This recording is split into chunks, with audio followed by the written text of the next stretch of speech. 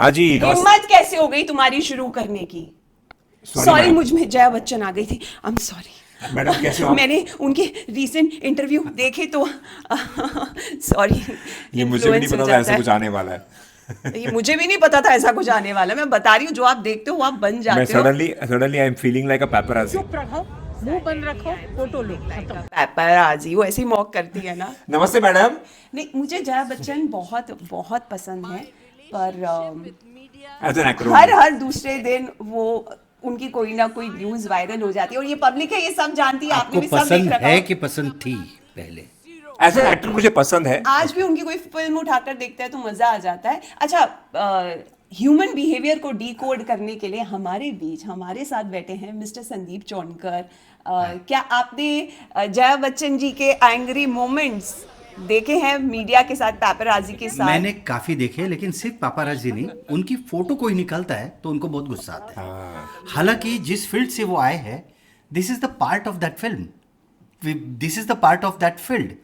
अब बात यह है कि हम लोग लाइफ में जो भी कॉन्सिक्वेंसेस हम लोग फेस करते हैं, वो हमने क्या चूज किया है, हमारा चॉइस का नतीजा होता है। आपने क्या चॉइस किया है? फिल्मों में काम करना। तो उसके साथ साथ ये बातें आने वाली है।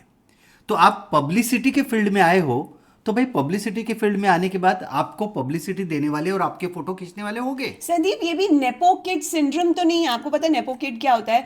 क्योंकि जया बच्चन के पापा भी एक ऑथर, एक राइटर, एक जर्नलिस्ट रहे हैं, तो उनके लिए भी इस इंडस्ट्री में आना, कोई उन्होंने ट्रेंचेस से वो नहीं आई है, उनको कहते हैं ना, वही प्लेटर में सर्व करके दे दिया गया ये। तो 13 साल की उम्र में ऐसा ही कि वो बहुत अच्छा स्वभाव है, उनका व्यवहार बहुत अच्छा है, तो उन्हें फिल्में ले लेते हैं, इस तरह वो फिल्मों में आई है। तो लेकिन ये नहीं सुनिए था। सुनिए, मेरी बात यह है कि ये आपने जो चॉइस जो किया फिल्मों में काम करने का, इसके लिए ऐसा होता है।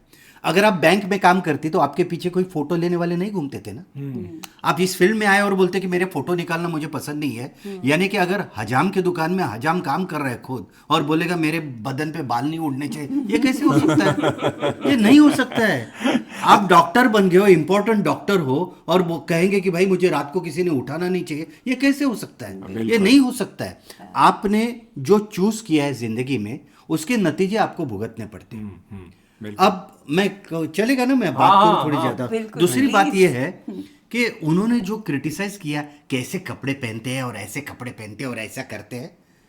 अरे भाई साहब, मैं ये कह रहा हूं कि आप जिस पक्ष के साथ बिलोंग करते हैं राजनीति के, जहां पर आप एक सांसद की सदस्य है, आप सांसद की सदस्य होने के बाद जो पक्ष जो है गरीबों के लिए काम करने वाला है, और आप इनकी जो आर्थिक स्थिति है उसके ऊपर से आप क्रिटिसाइज कर रहे हो, ये कितना गलत है। This is absolutely contrast. Yes. और आप किसी के भी बारे में इस तरह से बात नहीं कर सकते, इसीलिए कि कौन आदमी कौन इंसान कभी कहाँ जाएगा मालूम नहीं पड़ता। और कितनी सही बात है ना, वो लोग ट्रेन नहीं है आपके हिसाब से, वो लोग अच्छे कपड़े पहन कर नहीं आते, और शायद इसीलिए क्योंकि वो प्रॉब्ली अंडर प्रिविलेज फैमिली से हैं, जो शायद वो अपनी नौकरी कर रहे हैं। हाँ, कमाने की कोशिश कर रहे हैं, और राइट? सबसे आयरनी की एक बात बताओ, एक्टर्स का कैसा होता है कि जब आप नए नए एक्टर होते हैं या उभरते कलाकार होते हो, तो आप चाहते हैं कि लोग 10 लोग आए, आपको क्लिक करे, पेपराजी आपके पीछे पड़े, आपको आपके इंटरव्यूज ले, आपको हर जगह छापे, आपको पॉपुलर करे। लेकिन जब आप पॉपुलर हो जाते हो तो वही चश्मा पहन लेते हो, और चश्मे के बाद आप बोलते प्लीज डोंट क्लिक मी। और यही Jaya Bachchan, I am sorry to say, अगर गुमनामी के अंधेरे में कहीं खो जाती तो उनको अच्छा लगता कि कोई पहचानता ही नहीं कि ये कौन सी एक्टर है, निकल जाती और कोई उन्हें नहीं, तब समझ तरसते नमस्ते हैं, सलाम तब लोग नहीं करते। तरसते हैं कि भाई मेरी फोटो कोई तो निकाले, तब उनको अच्छा लगता है, अरे वाह मुझे पहचान लिया। पर संदीप, मुझे एक बात बताओ, ये मीडिया की भी, पेपराजी की भी गलती है। अगर वो यूनाइटेड होते, अगर कंप्लीटली बॉयकॉट कर देते, सामने से वो आती और अपना कैमरे बंद कर लेते, तो कभी हिम्मत थी किसी सेलिब्रिटी की, किसी एक्टर की इस तरह मजाल है कि ऐसा बोल जाने की? शायद ये यूनिटी नहीं पर यही तो हुआ है। अभी ये इंसिडेंट के बाद सारे पेपराजीज ने कहा कि हम पूरी फैमिली को बॉयकॉट करेंगे। शुक्र है, अब एक तो मिनट, जाग आई। एक मिनट, पहली तो बात यह है कि ये स्थिति के ऊपर बोलना बहुत गलत बात है, क्योंकि एक सीधा साधा नियम जो है ना हमारे जीने का, कि हर इंसान अपना जीवन जीने के लिए दूसरे किसी इंसान की कुछ ना कुछ जरूरत निभाता है। बिल्कुल। मैं फिर एक बार कहता हूँ, हर इंसान अपना जीवन निभाने के लिए, अपना जीवन चलाने के लिए दूसरे किसी इंसान की कुछ ना कुछ जरूरत निभाता है। वो लोग अपना कैमरा चलाते हैं और हमारी ज़रूरत पूरी करते हैं, कि भाई हमें फिल्मों के बारे में जानना होता है, वो हमारी ज़रूरत पूरी करते हैं। खुद जया बच्चन क्या करती है, वो भी तो अपना जीवन चलाने के लिए लोगों को मनोरंजन करती हैं। और यहाँ तक कि उनकी पूरी इनकी family- नहीं सुनिए, उनकी स्थिति पर बोलने के बजाय उन्होंने खुद का सोचना चाहिए कि वो जो फिल्मों में काम करते हैं ना, वो किसके लिए करते हैं।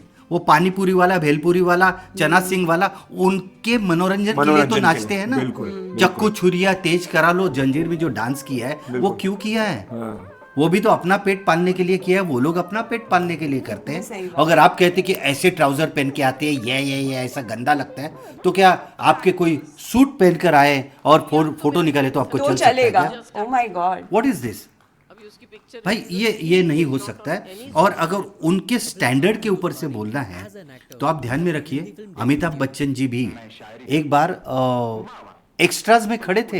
हाँ। एक्स्ट्राज में उनके शॉट्स हुए हैं। शशि कपूर ने देखा था कि भाई ये लड़का है ना, इसका शॉट ये कट कर दो, ये ठीक नहीं है, उनका शॉट हम लोग कट करेंगे। और शशि कपूर ने वो शॉट कट करवाया, बोले कि नहीं उनको ना अच्छा रोल दे देंगे करके।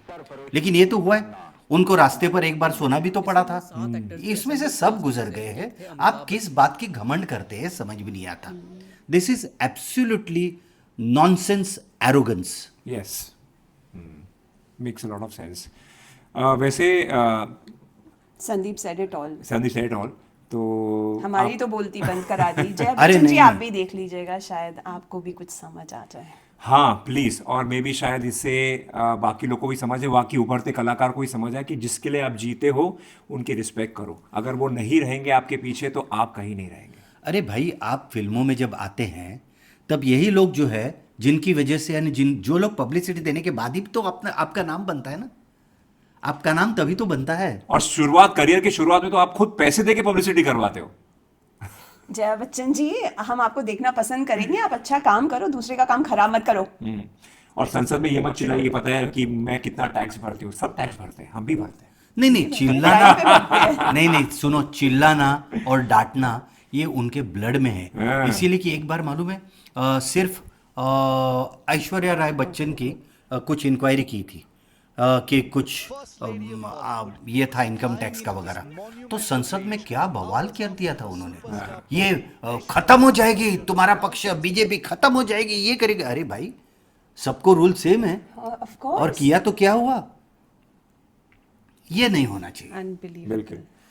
सो यस, बहुत गर्मा गर्मी हो गई, हमारे भी इमोशंस थोड़े हाई हो गए।